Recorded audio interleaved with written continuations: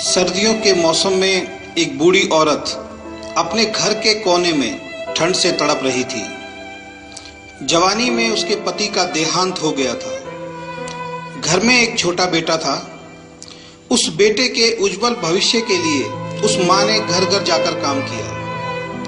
काम करते करते बहुत थक जाती थी, लेकिन फिर भी आराम नहीं करती थी। हमेशा एक बात याद करके फिर काम में लग जाती थी कि जिस दिन बेटा लायक हो जाएगा तभी आराम करेगी। देखते देखते समय बीत गया। माँ बूढ़ी हो गई और बेटे को एक अच्छी नौकरी मिल गई।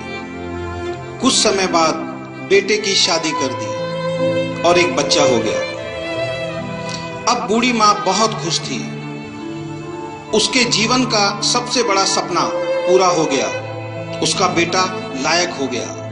अब उसका बेटा उसकी हर ख्वाहिश पूरी करेगा। लेकिन ये क्या, बेटे और बहू के पास माँ से बात करने तक का वक्त नहीं होता था। बस इतना फर्क पड़ा था माँ के जीवन में कि पहले वो बाहर के लोगों के झूठे बर्तन धोती थी, अब अपने बेटे और बहू के। पहले वो बाहर के लोगों के कपड़े धोती थी, अब अपनी बहू और बेटे के। फिर भी खुश थी क्योंकि औलाद तो उसकी थी। सर्दियों का मौसम आ गया था। एक टूटी चारपाई पे घर के बिल्कुल बाहर वाले कमरे में एक फटे कंबल में सिमटकर माँ लेटी थी और सोच रही थी कि आज बेटा आएगा तो उससे कहूंगी तेरी माँ को बहुत ठंड लगती है, एक नया कंबल ला कर दे दे। शाम को बेटा घर आया तो माँ ने बोला, बेटा ठंड बहुत है, मुझे बहुत ठंड लगती है। और बात ठंड की नहीं है, मैं बूढ़ी हो गई हूँ इसलिए शरीर में जान नहीं है।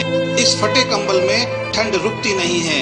बेटा कल एक कंबल ला के दे दे। बेटा गुस्से से बोला, इस महीने घर के राशन में और बच्चे के एडमिशन में बहुत खर्चा हो गया है। पोते को स्कूल में एडमिशन कराना है, कुछ पैसे हैं, लेकिन उस बच्चे का स्वेटर लाना है, तुम्हारी बहू के लिए एक शॉल लाना है। तुम तो घर में ही रहती हो, सहन कर सकती हो, हमें बाहर काम करने के लिए जाना होता है। सिर्फ 2 महीने की सर्दी निकाल लो, अगली सर्दी में देखेंगे। बेटे की बात सुनकर माँ चुपचाप उस कंबल में सिमटकर सो गई। अगली सुबह देखा तो माँ अब इस दुनिया में नहीं थी। बेटे ने सबको खबर दी कि माँ अब दुनिया में नहीं है। सब रिश्तेदार, दोस्त, पड़ोसी इकट्ठे हो गए। बेटे ने माँ की अंतिम यात्रा में कोई कमी नहीं छोड़ी थी। माँ की बहुत बढ़िया अर्थी सजाई थी, बहुत महंगा शॉल माँ को उड़ाया था। सारी दुनिया अंतिम संस्कार देखकर कह रही थी, हमें भी हर जन्म में भगवान ऐसा ही बेटा मिले।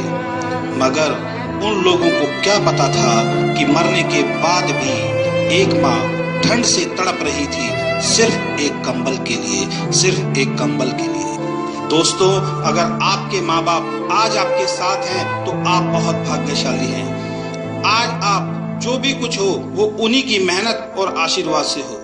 जीते जी अपने माता पिता की सेवा करना आपका पहला कर्तव्य बनता है, क्योंकि उन्होंने आपके लिए अपना पूरा जीवन दे दिया है।